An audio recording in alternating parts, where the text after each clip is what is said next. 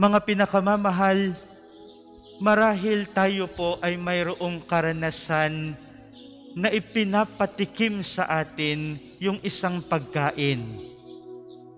Halimbawa po, noong una, kapag tayo ay sumasakay sa mga bus at mayroong nagtitinda ng mga produkto nila, anong ginagawa nila?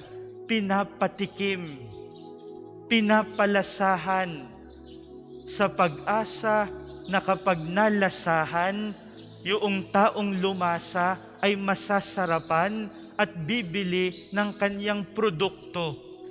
Ito po yung sinasabi nating patikim. Pinapalasahan, mayroong patikim. Alam nyo po, sa mabuting balita ngayon, si Pedro ay nagkaroon ng karanasan ng patikim. Yung pansamantalang paglakad ni Pedro sa ibabaw ng tubig ay isang patikim. Patikim ng ano? Patikim kung papaano maging tunay na anak ng Diyos. Si Jesus, ang nag-iisang bugtong na anak ng Diyos, sa makatuwid si Jesus ay tunay na Diyos. Kaya naman si Jesus, nagawa niyang lumakad sa ibabaw ng tubig sapagkat kaya ni Jesus yun, sapagkat si Jesus ay tunay na Diyos. Siya'y anak ng Diyos Ama. Kaya ni Jesus lumakad sa ibabaw ng tubig kung papaanong noong mga nakaraang araw sa mga pagbasa natin, nakita natin yung iba pang himala ni Jesus. Lalo't higit ang himala ng pagpaparami ng tinapay at ng isda. Jesus can do all these miracles. Multiplication of the loaves and fish, walking on water, because Jesus is real God. Jesus is the Son of the Father. Kaya ni Jesus yun. Si Pedro, tao na tulad natin, pero pinatikim ng Diyos kung papaano maging Diyos. Kaya pansamantala si Pedro ay nakalakad sa ibabaw ng tubig. Pero pagkatapos ng panandali ang patikim, lumabas din ang totoo. Siya'y marupok na tao. Siya'y taong mapagduda na katulad ng bawat isa sa atin. Taglay ang lahat ng kahinaan, lahat ng kasalanan, lahat ng karupukan.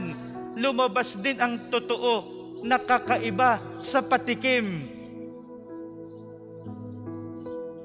My dear brothers and sisters, we will never be gods like Jesus. Kailan may hindi tayo magiging tulad ng pagka-Diyos ni Jesus, sapagkat natatangi yun bilang anak ng Diyos. Ibig sabihin ba, kung sa Tagalog natin ay pinaglaway lamang tayo ni Jesus sa kanyang patikim? Ibig sabihin ng pinaglaway ay parang pinalasahan pero hindi naman pala ibibigay sa atin. Pinaglaway lamang tayo ni Jesus. Mga pinakamamahal, hindi. Hindi tayo pinaglalaway ni Jesus sa isang bagay na hindi natin makakamtan. Pinatikim tayo ni Jesus sapagkat pwede tayong sumama kay Jesus kahit tayo'y kakaiba kay Jesus.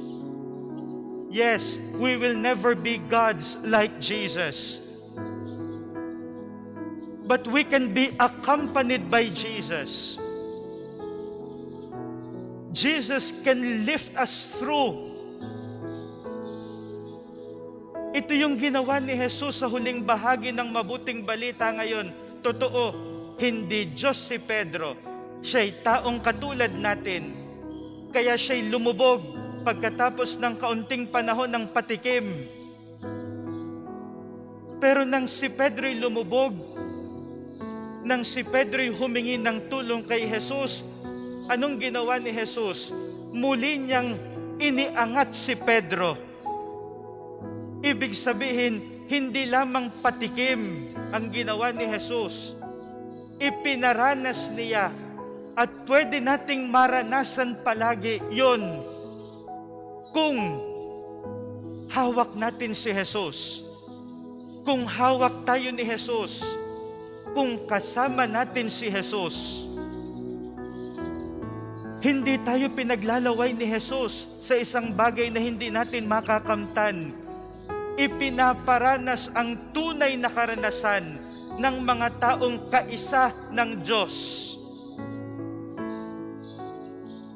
Jesus wants us to experience what a man of God can experience. Kaya nating lumakad sa ibabaw ng tubig. Kaya nating lumakad sa anumang pagsubok sa buhay na ito. Yung akala natin patapos na ang COVID-19 sapagkat mayroon ng bakuna. Pero ano na naman ito, no? Hindi pa tayo nakaka-recover. Meron na naman tayong mga lockdowns, no? Hindi man tawaging lockdown ng ating gobyerno, but it is similar to that. Yung mga tagalabas ng Batangas, hindi makakapunta dito. Tayo namang mga nandito, hindi makakapunta sa labas ng probinsya. Except for some exceptions, no?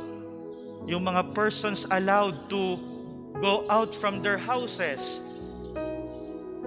Hindi pa tayo nakaka-recover. Pero heto na naman tayo.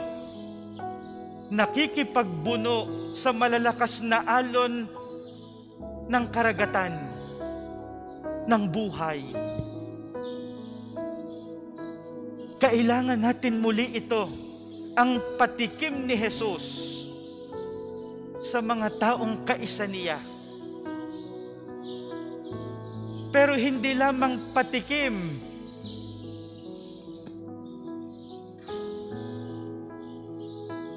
hindi lamang patikim ng karanasan ng isang Diyos o patikim ng isang taong kaisa ng Diyos. Patikim din ng isang taong nakatingin kay Jesus. Kita po ba ninyo anong ginagawa ni Jesus bago siya lumakad sa ibabaw ng tubig? Si Jesus po ay galing sa panalangin. Jesus came from prayer before walking on water.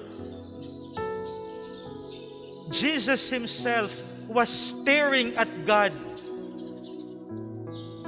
Yes, he is God, but he is staring at his Father. Ito rin yung unang patikim kay Pedro. Nang siya'y nakatingin kay Jesus, nakalakad siya. Pero oras nang mawala ang kanyang pagtingin kay Jesus, doon siya nagsimulang lumubog. Hindi lamang lumubog, nang umalis ang tingin niya kay Jesus, doon niya nakita ang napakaraming bagyo. I hope you will see that, my dear brothers and sisters. The moment you take away your gaze at God, you will see other things which are unpleasant, and you will lose hope. You will lose hope the moment you take away your gaze at God. Ang dami mong pangit na makikita.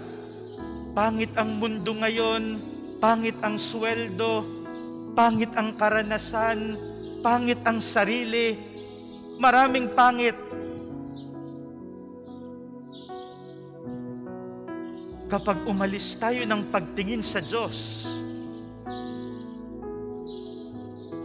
ito ang dahilan kung bakit we have to constantly return to prayer. My dear brothers and sisters, constantly return to prayer. When you are distracted by typhoons of life, go back to prayer. Remind yourself of God. And when we look again at God, we will no longer see the typhoons, even if they are there. Because now, we will see the beauty and the grandeur of God. And the beauty and the grandeur of God is sufficient enough to bring peace into our soul. Sapat na ang ganda ng Diyos upang magdala ng kapayapaan sa atin.